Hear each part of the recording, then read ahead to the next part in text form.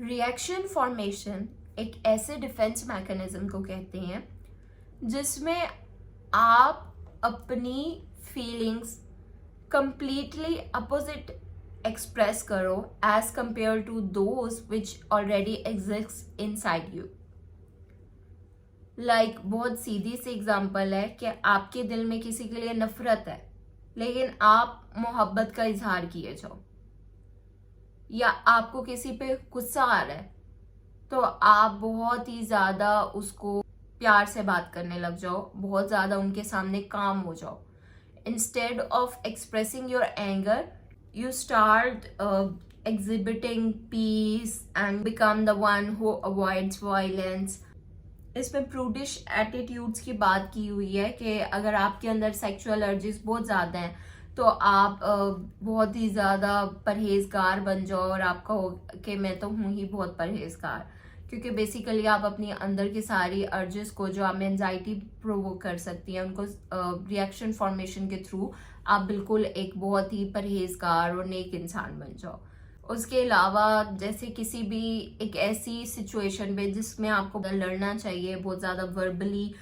शोर करना चाहिए, आप क्या करो कि आपके जब लाइफ में वो सिचुएशन आए तो आप बिल्कुल खामोश हो जाओ और आप बिल्कुल उसको काम कूल होके विटनेस कर रहे हो, जबकि that's not actual what you want to do from the inside, लेकिन unconsciously you have this reaction formation defence mechanism, क्योंकि आपको पता है कि आपको स्वेरिटी नहीं पता आपके रिएक्शन की, आपको अनकॉन्शियसली ये डर है कि आपने जब रिएक्ट करना है तो शायद आपने वो चीज़ को, वो सिचुएशन को मज़ीद एग्जैजरेट तो नहीं कर दोगे, मज़ीद बढ़ा तो नहीं दोगे उस लड़ाई को, तो आप क्या करो कि आप अनकॉन्शियसली बहुत ही पीसफुल हो जाओ। इसमें ये एग्जाम्पल भी आती है कि कुछ लोग अपने एग्जाम्स के दौरान, क्योंकि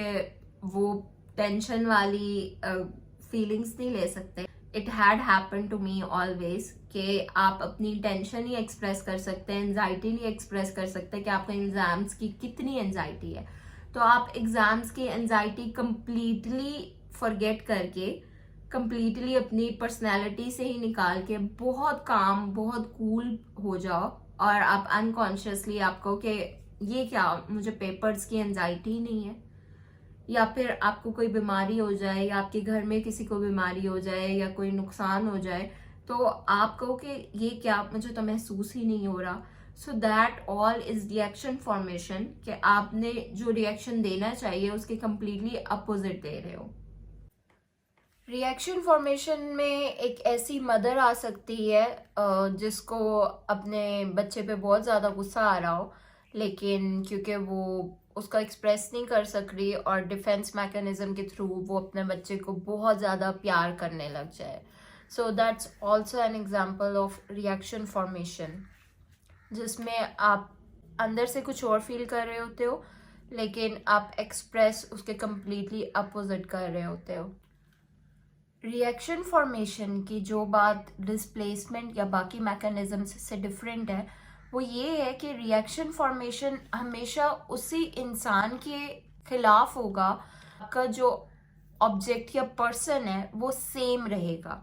लाइक आपको अपने बच्चे पे गुस्सा आ रहा है लेकिन आप अनकॉन्शियसली बहुत ज़्यादा प्यार किए जा रहे हो, आपको अपने पेरेंट पे गुस्सा आ रहा है लेकिन आप अनकॉन्शियसली उनसे बहुत ज़्यादा अफेक्शन दे रहे हो। तो रिएक्शन फॉर्मेशन में पर्सन विल रिमेन सेम, जबकि